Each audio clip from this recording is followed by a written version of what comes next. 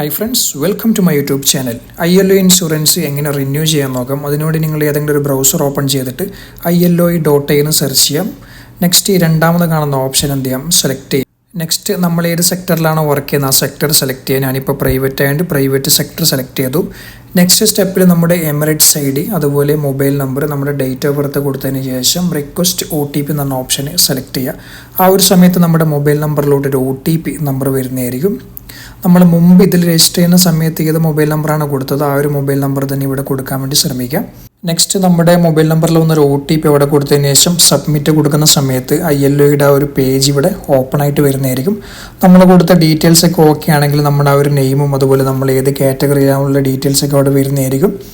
ഇപ്പോൾ നമുക്കിവിടെ കാണാം 2 വർഷത്തെ സ്കീം മാത്രമാണ് ഇപ്പോൾ അവൈലബിൾ ആയിട്ടുള്ളത്. മുമ്പൊക്കെ 1 മാസം, 3 മാസം, 6 മാസമൊക്കെ ഓപ്ഷൻ ഉണ്ടായിരുന്നു. എന്നാൽ ആ ഒരു ഓപ്ഷൻ ഇപ്പോൾ അവർ എടുത്തു കളഞ്ഞിരിക്കുകയാണ്. ഇതിൽ കാണുന്ന ആ 2 വർഷത്തെ സ്കീം തന്നെ സെലക്ട് ചെയ്യുക. ആ ഒരു സമയത്ത് നമുക്കിവിടെ പേയ്മെൻറ്റ് ഡീറ്റെയിൽസ് ഒക്കെ വന്നിട്ടുണ്ട്. 126 ദിർഹംസ് ആണ്. ടേംസ് ആൻഡ് കണ്ടീഷൻസ് ഒക്കെ അഗ്രി ചെയ്തുകൊണ്ട് പേ നൗ ബട്ടണിൽ ക്ലിക്ക് ചെയ്യുമ്പോൾ നമുക്കിവിടെ പേയ്മെൻറ്റ് ഗേറ്റ് വേ ഓപ്പൺ ആയിട്ട് വരുന്നതായിരിക്കും. നമുക്കിവിടെ സാംസങ് പേ, ആപ്പിൾ പേ, ഇനി അതൊന്നും ഇല്ലാത്തവരാണെങ്കിൽ തൊട്ടതായി നമ്മുടെ ATM കാർഡിൻ്റെ ഡീറ്റെയിൽസ് ഒക്കെ അവിടെ എൻ്റർ ചെയ്തുകൊണ്ട് നമുക്ക് ഇവിടുന്ന് പേയ്മെൻറ്റ് ചെയ്യാൻ വേണ്ടി പറ്റുന്നതാണ്. ഞാനിപ്പോൾ ഇവിടെ എൻ്റെ ആപ്പിൾ പേയിൽ ടാബി വിസ കാർഡ് യൂസ് ചെയ്തുകൊണ്ടാണ് പേയ്മെൻറ്റ് ചെയ്യാൻ വേണ്ടി പോകുന്നത്.